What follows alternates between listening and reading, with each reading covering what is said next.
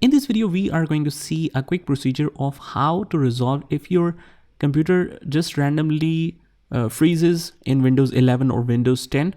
So here's what you can do. We will try a couple of solutions and one of them might work for you. So first of all, what we will do is we will do a quick disk cleanup. So just open up the search menu, just write disk cleanup, open this, and it will identify all the temporary internet files and other junk items files for you. So you can just easily remove that, and sometimes if you haven't cleared it for a long time, it might have a very long size or bulky files. So let's click on OK to clean up, click on delete files. And once that is done, we will also try defragmentation. So this is a very old process to make the computer faster and remove all the freezes. Select the analyze option for the specific device or drive. And once that is analyzed, after that you can run as optimize as well, but let's just complete this process first. Okay, now let's click on optimize, but I'll just stop it here because this is not a normal hard drive. This is a solid state drive. So if you are using an SSD drive, I don't recommend you to defragment that.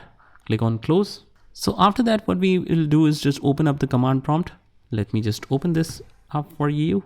Right click here, run as administrator, and click here yes. I am going to zoom it a little bit so that you can clearly see the commands that I've used, and also you will get all the commands with the description of that video.